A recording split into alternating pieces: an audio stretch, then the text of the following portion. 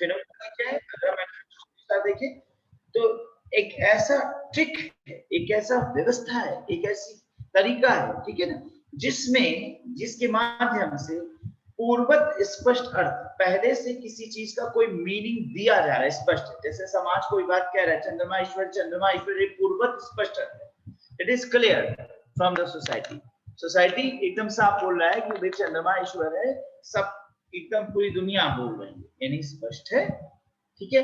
अब उसको अर्थविहीन कर दिया गया, यानी उसको बिल्कुल हटा दिया गया, और फिर यह पता लगाया जाता है कि उसका वास्तविक अर्थ क्या है, यानी चंद्रमा ईश्वर है। पहले इसको माइंड से आउट कर दीजिए, please move this fact from your mind. Now start thinking, what is moon? Moon is a satellite, it's a natural satellite, and like this there are a number of natural satellites moving, revolving in this sky. And if the moon is God, if suppose we accept that fact that moon is God, then the numerous satellites wandering in this sky are also God. Now count them. Then we say 33 crore देवी देवताओं की जय। 33 करोड़ देवी देवता बोलेंगे ना, unlimited है, मतलब हम एक बार बोलते ना, हमारे हिंदू मिथोलॉजी में नहीं कहते 33 करोड़ देवी देवता, तो कभी हम सोचते थे 33 करोड़ देवी देवताओं की पूजा कैसे की जाएगी, और 33 करोड़ देवी देवता शायद ऐसे ही मान लिया गया, स्काई को देखा गया और सारे स्टार को काउंट कर लिया गया, हर स्टार को देवी। ₹1-1 दे देते सारे लोग। हाँ हिंदू, मुझे तो ₹1-1 दे देते सारे लोग बस।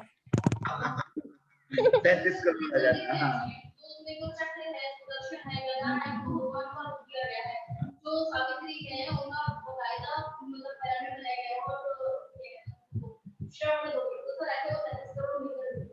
अब हर एक चीज जो है देवी देवताओं के अंश के रूप में देखना अच्छी लगे। नो स्ट्रक्चर ऑफ गॉड, मानते हैं कि एक ऐसा ईश्वर है जिसका कोई स्वरूप नहीं। अब ये बात फैक्ट है और ये साइंस भी जानता है। साइंस ने जहां तक अभी तक स्टडी किया, साइंस भी अभी तक जहां तक स्टडी कर पाया वो ये है कि there is some mighty power, ठीक है ना, दोनों फैक्ट के अनुसार सही है। अब क्या हिंदू रिलीजन में ऐसा नहीं है? नहीं है, हिंदू में है। हिंदू का हर व्यक्ति जो राम की पूजा कर रहा है, दुर्गा की पूजा कर रहा है, वो दो मुहा बात है, यदि कि सामाजिक जगत और एक जीवन जगत वाली बात है। एक तरफ वो ये मान रहा है अंदर ही अंदर कि राम भगवान नहीं होते, ये अच्छे इंसान है। वो बात अलग है कि बहुत ज्यादा पुराणपंथी और एकदम बैकवर्ड विवेक का व्यक्ति हो, तो बात अलग है। लेकिन जनरल आज के मॉडर्न सोसाइटी में राम भगवान नहीं, दुर्गा भगवान नहीं है, कृष्ण भगवान नहीं है, हम उनकी कहानियां जानते हैं, ऐसा कुछ नहीं है। They are the peoples, mighty peoples कह सकते हैं, पावरफुल पीपल्स कह सकते हैं, तमाम और आइडियल पीपल है, सब कुछ। लेकिन गॉड कोई और है, बल्कि यह भी है कि शक्ति कोई और है, जिसने ब्रह्मा विष्णु महेश को जन्म दिया। आदि शक्ति थी जिसने ब्रह्मा विष्णु महेश को जन्म दिया। तो आदि शक्ति जो गॉड है ना, असली गॉड तो वही है ना। ब्रह्मा विष्णु में तो मैनेजर है, दे आर द मैनेजर। हाँ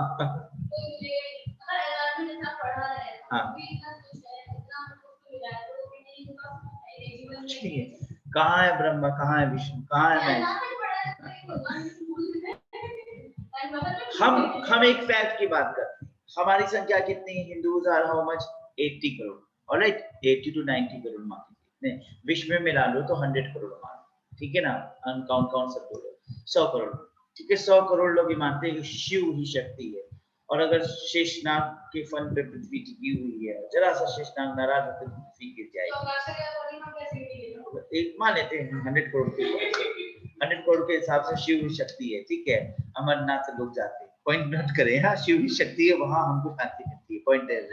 अब वो शांति की फीलिंग अंदर से आती है, वो एक अलग बात है। पर जो शांति की फीलिंग एक हिंदू रिलीजियस पर्सन को अमरनाथ में मिलती है, वही शांति की फीलिंग जो है एक इस्लामिक पर्सन को मक्का में मिलती है, ठीक है ना। अब जरा हम पीपल्स की काउंटिंग करें तो 100 करोड़ हिंदू हैं जो ये मानते हैं कि शिव ने संभाल रखा है पृथ्वी, शेषनाग ने पृथ्वी को संभाल रखा है, शिव नाराज हुए पृथ्वी खत्म हो जाएगी, ऑलराइट। अब नाउ पृथ्वी पे जनसंख्या कितनी है? आपको पता है कितनी जनसंख्या है? बताइए इंदु, बताइए। जनसंख्या दुनिया की क्या है?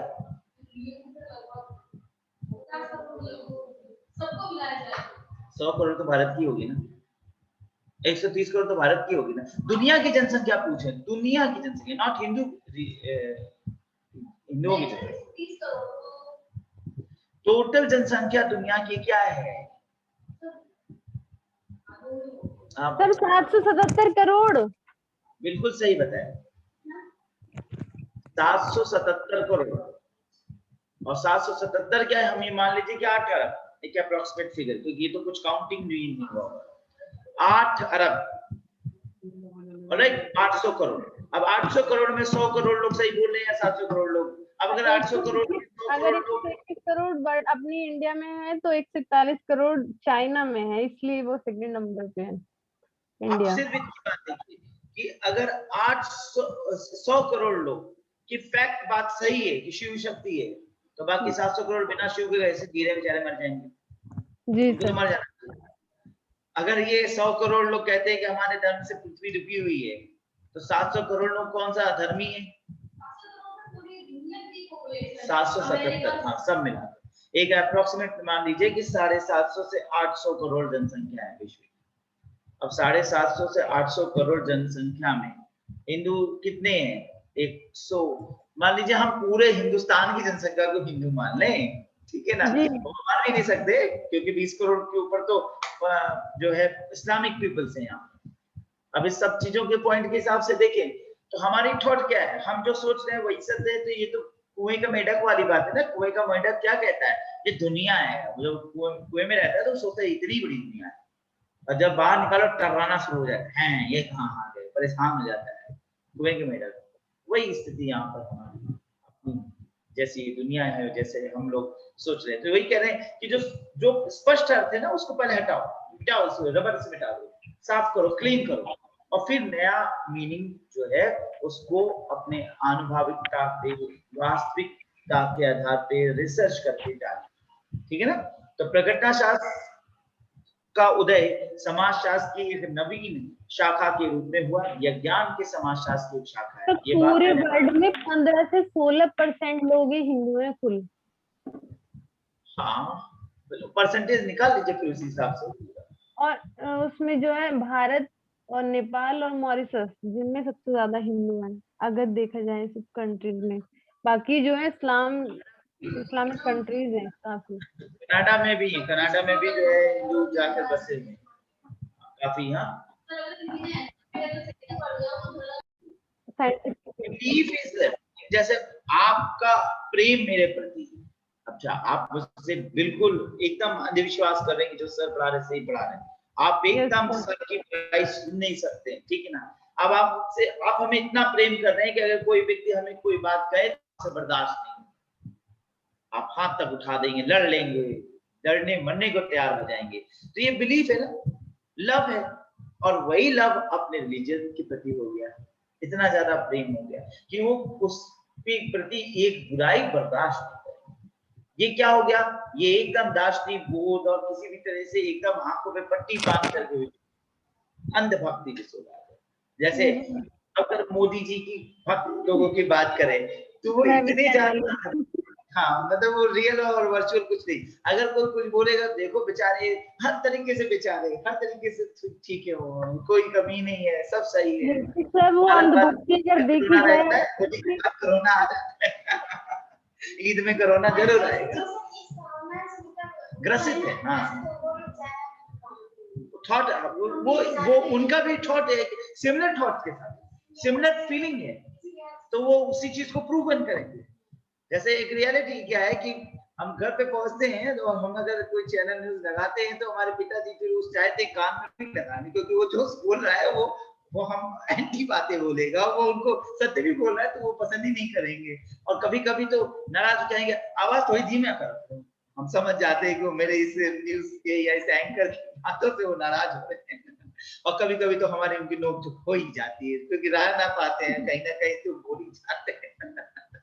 तो वही चीज है। चलिए आगे बढ़ते हैं। समर्थक होंगे ना। हाँ, वो अंदर से है, कहीं ना कहीं से वो उनमें फीलिंग हिंदू वाली है। तो मैं जानता हूँ। वो तो अगर सब्जी भी खरीदते हैं ना, तो सब्जी वाले से पहले व्यवहार करते हैं, हाँ, जानकारी ग्रहण करते हैं। किस समुदाय से रिलेटेड है। अब हाँ, कहीं से पता चल गया तो उसकी सब्जी अच्छी नहीं है। कम्युनिटी फीलिंग हमने बना लिया है।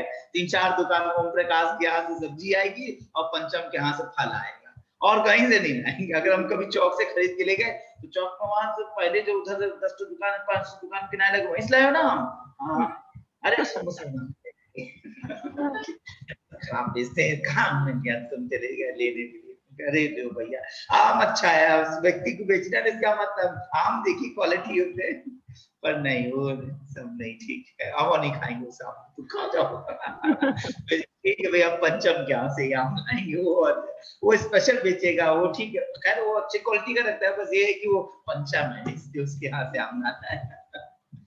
चलिए आगे बढ़ते हैं। चूंकि हर व्यक्ति घटना को अपने नजरिए से देखता है, उसकी आंखों पे जिस रंग का चश्मा चढ़ा होता है, उसे घटना उसी रूप में नजर आती है, और घटना का यथार्थ रंगों के पीछे छिप जाता है। अब मैंने उस दिन बताया कि भाई हम चश्मा लाल रंग का पहन रखे हैं, तो हम जिसको देखेंगे सब लाल रंग के ही नजर आएंगे, दुनिया हमको लाल रंग की नजर आएगी, आसमान लाल नजर आएगा, लाल भूरा काला सब। तो अब क्या वास्तविक में सब लाल ही है, कभी रेड कलर के नहीं, हमारी सोच है, हमने चश्मा ऐसा लगा रखा है कि हमें वही दिख रहा है। जैसे आप उत्तराखंड के मुख्यमंत्री की बात करेंगे, उन्होंने चश्मा लगा रखा कि जीन्स पहनना गंदी बात है, ठीक है ना?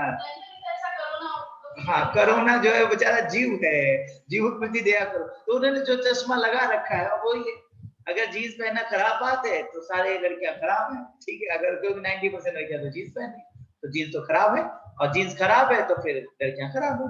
अब लड़कियां खराब है तो फिर ऐसा है कि अब लड़के फिर अमेरिका चले जाए या रशिया चले जाए, भारत की लड़कियां तो खराब है, ठीक है, कुल मिलाकर के चश्मा लगा रखा है ना, अब उसी चश्मे से वो देख रहे हैं। अब उस चश्मे को आप जब तक नहीं उतारेंगे तो रियलिटी कैसे पता चलेगी? वर्चुअलिटी में ही आप जिएंगे।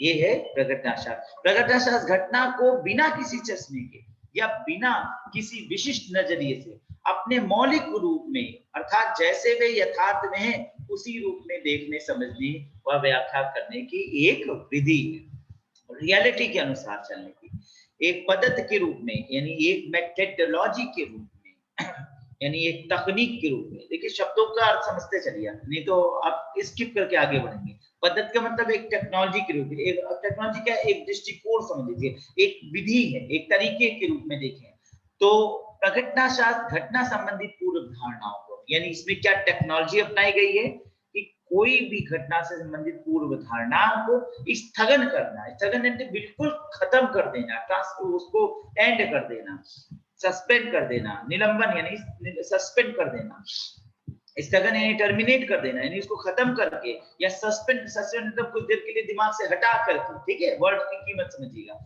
या त्यागने पर, एकदम उसको हटा देने पर बल देता है।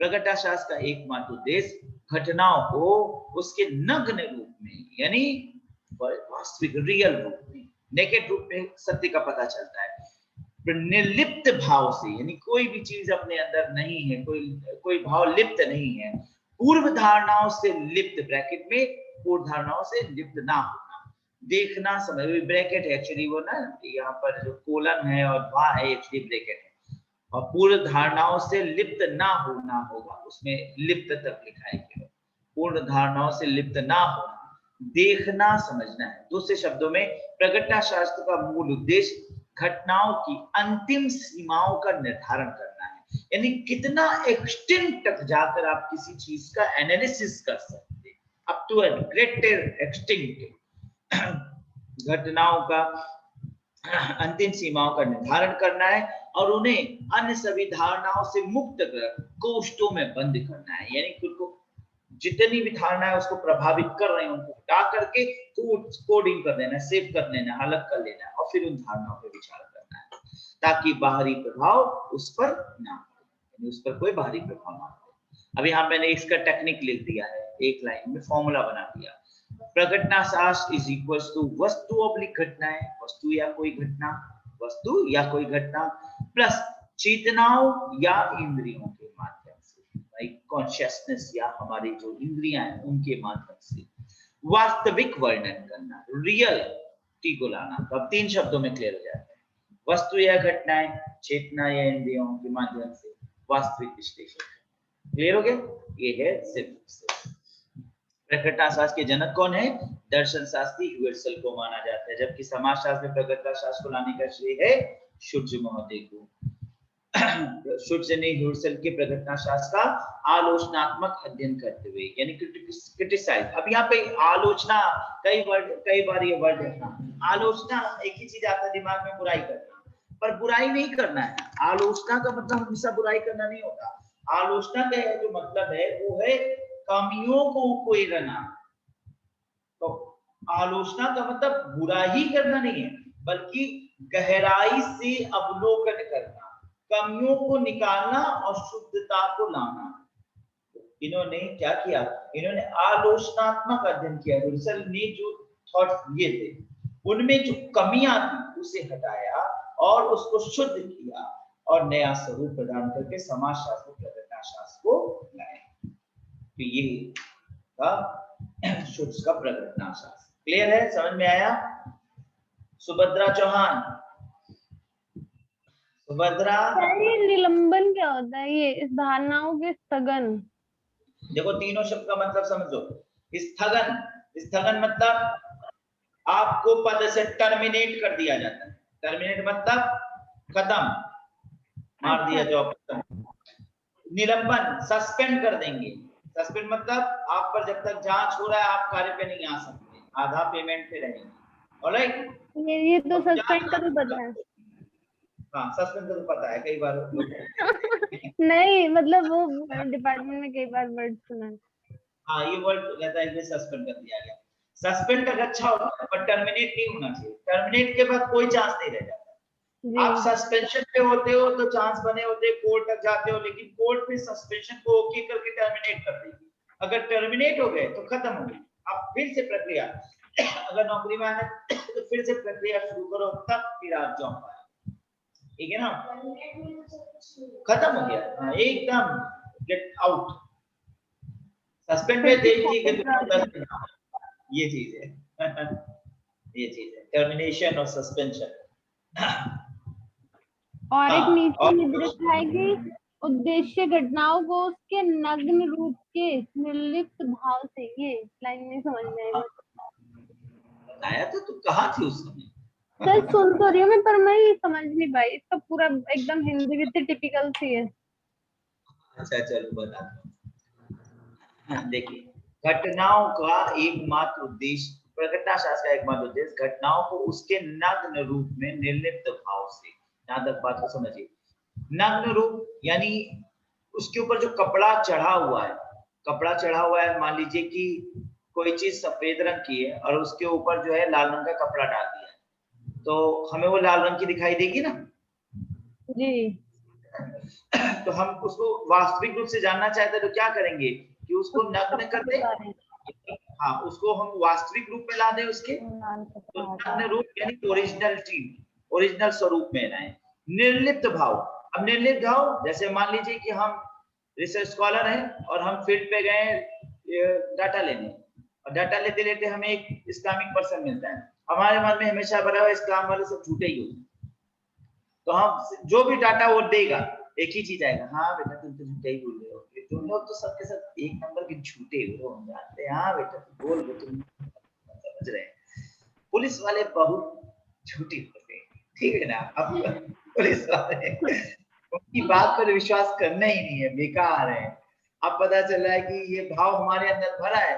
अगर कोई अच्छा पुलिस वाला भी मिल गया हिंदू जैसा तो भी हम उसको बुरा ही माने, ठीक है ना? बहुत चालाक होते हैं, झूठे होते हैं, लेकिन निर्लिप्त भाव होगा तो नहीं भाई, हिंदू तो अच्छी है, सभी पुलिस वाले ऐसे नहीं होते, ठीक है ना? तो ये क्या हुआ? निर्लिप्त भाव। पूर्व धारणाओं से लिप्त ना होना, यहाँ ना होना शब्द छूट गया है और ये ब्रैकेट में है, ये ब्रैकेट में है, ये ध्यान रखिएगा। तो ये पूर्व धारणाओं से लिप्त ना होना, निर्लिप्त भाव को हमने ब्रैकेट में लिखा है, उसको हिंदी और क्लियर करने के कि पूर्व धारणाओं से लिप्त ना होना। अब ब्रैकेट क्लोज, धा यानी ब्रैकेट एक्चुअली कई बार सोचता हूँ मूल क्या पीडीएफ में पढ़ा रहा हूँ तो सुधार नहीं कर पा रहा हूँ, मूल कॉपी होता तो अब तक मैं खुद ही ब्रैकेट बना देता। कुल मिला करके यहाँ पे यही पॉइंट है, देखना समझना, ठीक है जी सर। और कोई क्वेश्चन? नहीं सर, अब आ गए समझ में। ये हिंदी कुछ तो यहाँ पढ़ हाँ इनकी थ्योरीज तो हो गई, अब इनकी जो कुछ महत्वपूर्ण पॉइंट्स हैं वो मैंने यहाँ पे रखा है। प्रकटना शास्त्र को एक अध्ययन विधि माना। अब यहाँ पे प्रकटना शास्त्र से जुड़े कुछ और लोग भी हैं जो कभी बार नेट के एग्जामिनेशन में पूछ लेता है, इसलिए मैंने कहा उन लोगों का भी जिक्र कर लें, क्योंकि प्रकटना शास्त्र तो समाज शास्त्र में इन्होंने लाया, लेकिन प्रकटना शास्त्र को कुछ और लोगों ने भी पहले बताया है, तो इन लोगों को भी देख लें, ठीक है ना। तो पहली बात, प्रकटना शास्त्र को एक अध्ययन विधि यानी कि पढ़ने का तरीका बताया। किसने बताया? जॉर्ज अर्थात, याद कर लीजिएगा। फिर है प्रकटना शास्त्र को एक विशेष प्रकार का अंतर्ज्ञान माना। किसने माना? जॉन रैक्स ने माना। ये सब दार्शनिक है, समाजशास्त्री नहीं है, लेकिन प्रकटना शास्त्र से जुड़े हुए हैं, इसलिए बता रहा हूँ। फिर प्रकटना शास्त्र को वस्तुपरक चेतना, अब इन्होंने जैसा समझाया किसी वस्तु को चेतना के माध्यम से, ठीक है ना, प्रातीकिक या व्यक्तिनिष्ठ, व्यक्ति क्या सोचता है, याद होगा व्यक्तिनिष्ठ और वस्तुनिष्ठ पढ़ाया था ना रिसर्च में। वस्तु क्या बोलता है वस्तुनिष्ठ, व्यक्ति क्या सोचता है व्यक्तिनिष्ठ। तो यहाँ पर व्यक्ति क्या सोचता है ये मस्ट है, ना कि लोग क्या कहते हैं, ठीक है ना। तो व्यक्तिनिष्ठ समझ माना, तो किसने व्यक्तिनिष्ठ समझ माना? एल्फ्रेड शुजमोहर ने माना। ये इंपॉर्टेंट है, तीनों पॉइंट क्लियर हुआ। फिर प्रकटना शास्त्र को एक चिंतनमय उद्योग माना, यानी एक बहुत सोचने वाली इंडस्ट्री है, यानी इसको अभी और जितना सोचा जाए उतना कम है। तो एक प्रकार से ये एक रिसर्च का मुद्दा है। उद्योग का मतलब क्या है? यहाँ पे और रिसर्च का मुद्दा है, अभी प्रकटना शास्त्र क्लियर नहीं हो रहा है और इस पर डेप्थ एनालिसिस बाकी है। किसने माना? स्मिथ ने माना। अब ये सब दर्शन शास्त्री हैं, ठीक है। उसके बाद ह्यूसेल की एक बहुत इंपॉर्टेंट किताब जिसमें उन्होंने फेनोमेनोलॉजी शब्द को दिया, गढ़ा, वो है introduction to pure phenomenology, ideas introduction to pure phenomenology 1913 Husserl. और उन्हीं की एक किताब और जिसमें उन्होंने फेनोमेनोलॉजी को मस्ट बताया और एक्सप्लेन किया डेप्थ में, वो है phenomenology and crisis of western philosophy. तो पश्चिमी दर्शन का जो द्वंद है, क्राइसिस से चल रहा है, और उसको कैसे सुधार किया जाए, फेनोमेनोलॉजी के माध्यम से सुधार किया जा सकता है। इस पुस्तक में उन्होंने बताने का प्रयास किया कि जो पश्चिमी दर्शन है, वैचारिकी है, उसमें जो कमियां है उसको सुधार करना है तो फेनोमेनोलॉजी रही है। तो वास्तव में ये जो पश्चिम के थे, पश्चिम दर्शन की बात करें हम, तो कहें सभी दर्शन जो द्वंद है, जो एक समस्या चल रही है, तो फिनोमेनोलॉजिकली सुधार किया जा सकता है। क्योंकि आज चाहे हम कोई भी दर्शन ले लें, अगर हम इस्लाम दर्शन ले लें, इस्लाम के दर्शन में भी कुछ कमियां है। जैसे उन्होंने कहा ना कि 2 महिला इक्वल टू 1 पुरुष, ये क्या है? दर्शन ही तो है ना। 2 महिला इज इक्वल टू 1 पुरुष, यानी महिलाओं की विवेक क्षमता आधी है, ये मान लिया उन्होंने।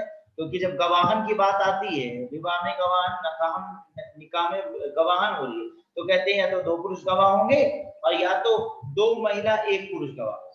अब यहाँ पर अगर एक पुरुष भी नहीं है तो क्या होगा? 2 महिला 4 महिला है, यानी ये क्या बात है? कॉन्सेप्ट आपको ये कहता है कि महिलाओं की बुद्धि आती है, ये दर्शन ही है या वास्तव में आती है?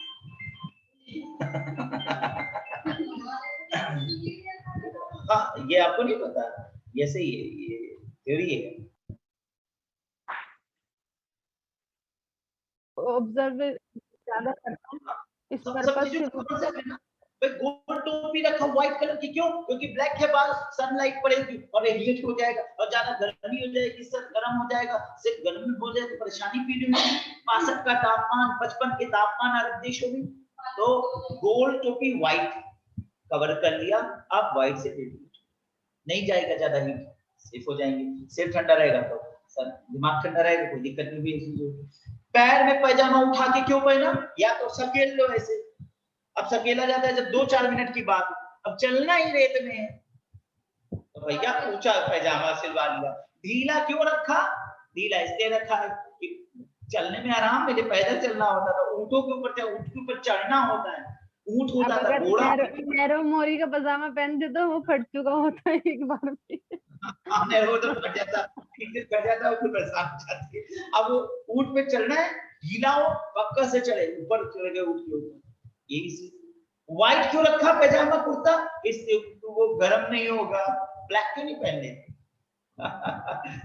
सोचिए, ये सारा कॉन्सेप्ट है।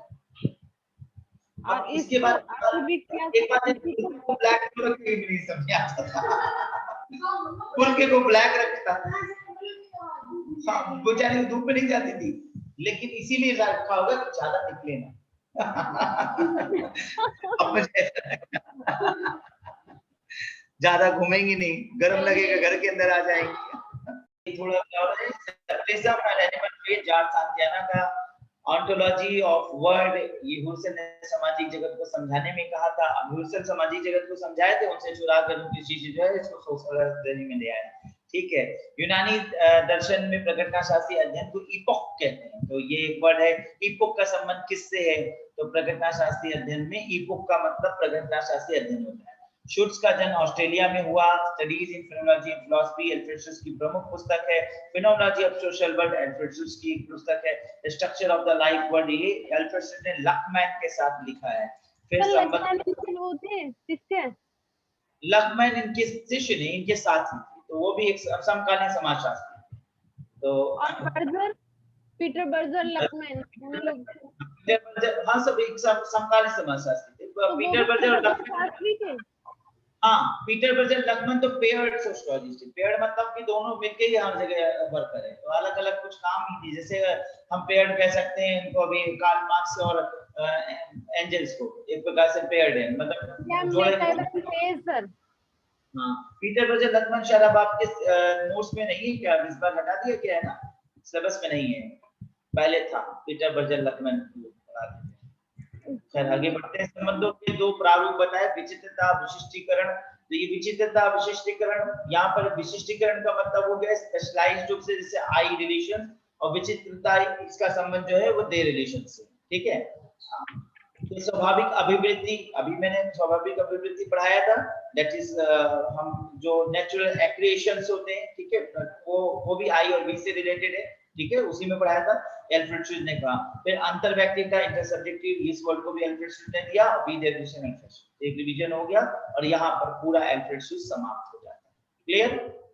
सही जन्म का जन्म है ना? हाँ, तो सही यहाँ पे 1959 है।